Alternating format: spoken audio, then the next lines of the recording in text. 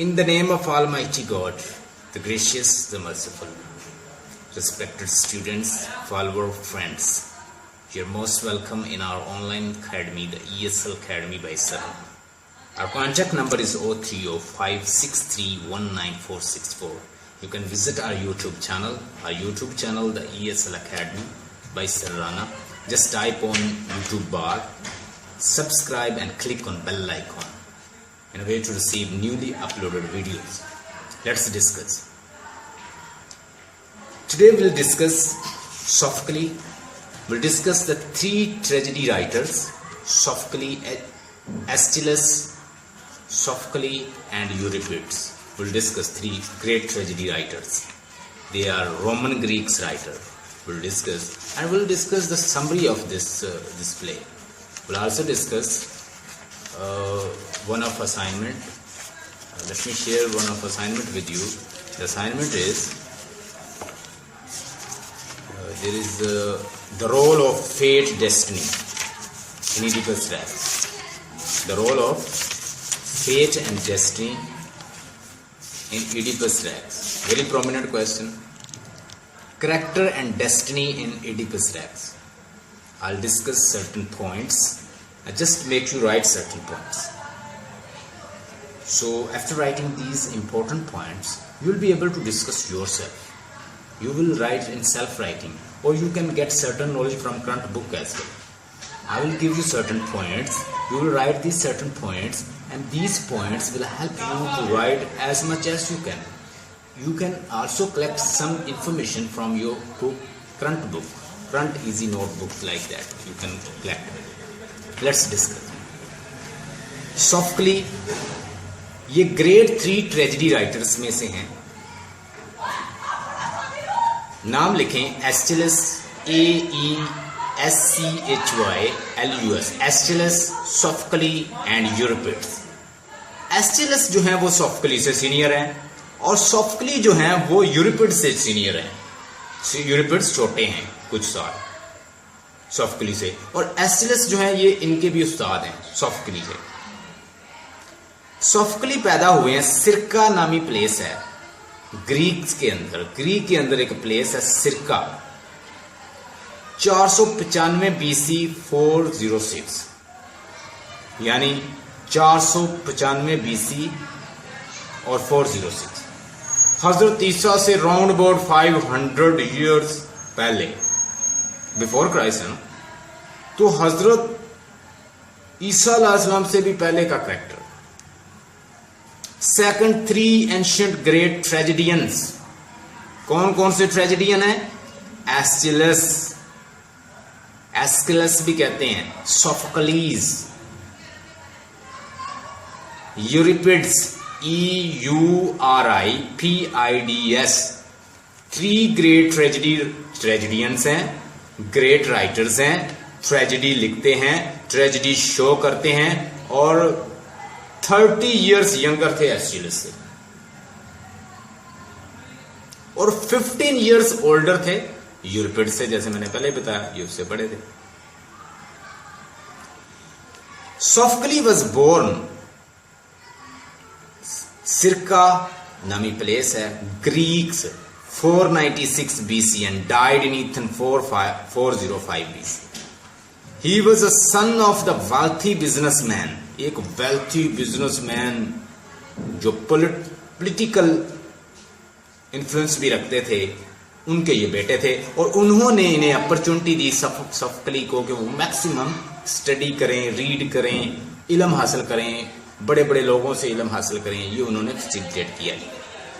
He married a woman named Nicostrata, NICOSTRATA.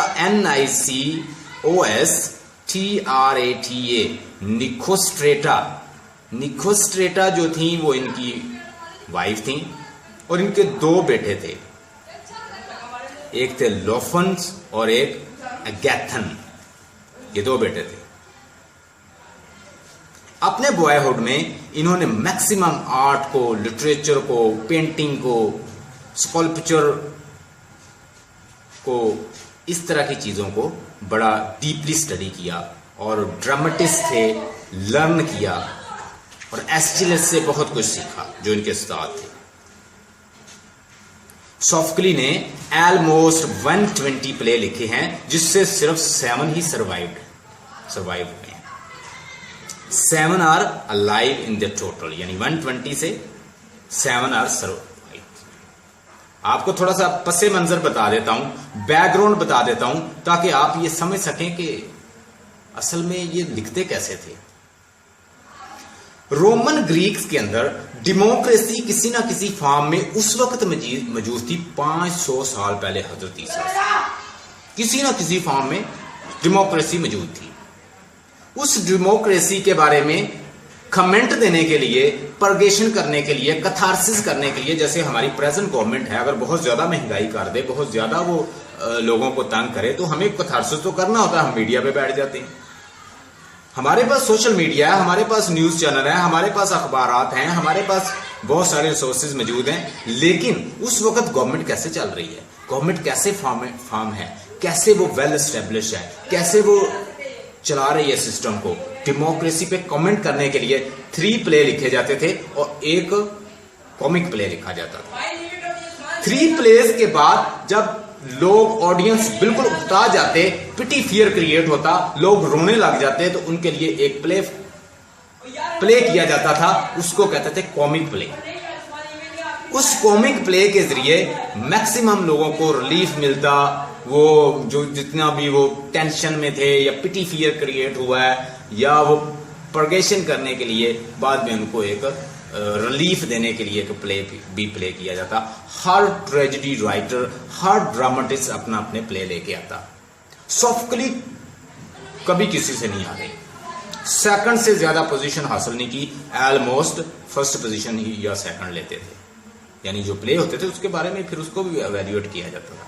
उन place के अंदर या तो गवर्नमेंट दिखाई जाती, या उनके हालात दिखाए जाते, या गॉड और गॉडेसेस पे बात होती, या अपोलो पे डिस्कस होता, या वेजिटेशन गॉड के ऊपर डिस्कस होता, या जो वाइन का गॉड है उसके बारे में डिस्कस होता। उस वक्त गॉड और गॉडेसेस और मजहब और प्रीस्ट ये सारे लोग मौजूद थे किसी फॉर्म में।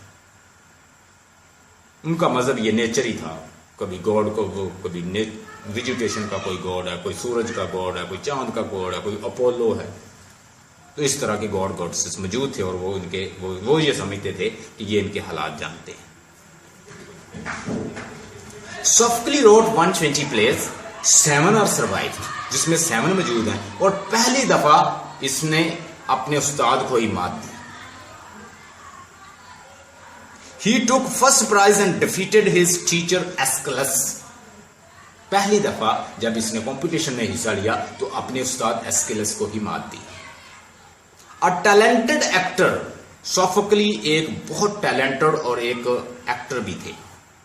ही played his role in many place, बहुत सारे प्ले में। उस वक्त ये होता था कि 3-4 करैक्टर को तैयार किया जाता, उन करैक्टर को मास्क चढ़ा दिए जाते और वो अपना प्ले करते, और उसके साथ group of the old people जो है वो एज अ कोरस का किरदार अदा करते। कोरस क्या होता था कि ग्रुप ऑफ द पीपल आते और साथ साथ जो कुछ होने जा रहा है, जो प्ले के बारे में होने जा रहा है, या वो कैरेक्टर के साथ कमेंट करते रहते और साथ साथ वो उसमें एक कॉमिक एलिमेंट और जो सीरियस एलिमेंट और वो ऑब्जेक्टिव कोरिलेटिव का जो लेटेस्ट आजकल का कंसेप्ट है उसको मेंटेन रखते। मिसाल के तौर पर किंग लियर जब सारी जायदाद अपनी बेटियों को डिवाइड कर देता है, किसको? रैगन को, कॉर्डेलिया, रैगन और एक और उसकी बेटी होती है। वो 3 बेटियों को जब अपनी जायदाद सारी ट्रांसफर कर देता है, कॉर्डेलिया को कुछ नहीं देता, रैगन और गोनरल को सारी दे देता है। तो गोनरल और रैगन जब उसे बाहर निकाल देती हैं धक्के मार के, तो वो बाहर जब वो परेशान होता है तो साथ ही बारिश का समा दिखाया जाता है। वो है ऑब्जेक्टिव कोरिलेटिव जो शेक्सपियर ने यूज किया था कि जैसा कैरेक्टर फील कर रहा है वैसा ही बैकग्राउंड बना दो। तो उस वक्त कोरस जो था वो साथ साथ बोलते रहते ग्रुप ऑफ द पीपल के ये होने जा रहा है, ये ऐसे करो, तुम ऐसे करो, ये ऐसे, अब ये वो है, ये फलाना कैरेक्टर आ गया, ये फलाना, ये सारा वो इंट्रोडक्शन साथ साथ देते रहते, उनके बारे में बताते रहते ताकि ऑडियंस को पता चलता रहे। और एक बात और नोट करें, ड्रामेटिक आयरनी बड़ा इंपॉर्टेंट एलिमेंट था उन प्लेज का। ड्रामेटिक आयरनी ये होती है कि प्ले के अंदर जो प्ले परफॉर्म कर रहा है उसको नहीं पता होता कि वो क्या कर रहा है। जैसे रियल लाइफ में भी ऐसे होता है कि जो बंदा विलन होता है वो उसे पता नहीं होता कि मैं विलन हूं, लेकिन देखने वाला उसे ऑब्जर्व कर रहा होता है कि ये विलन है।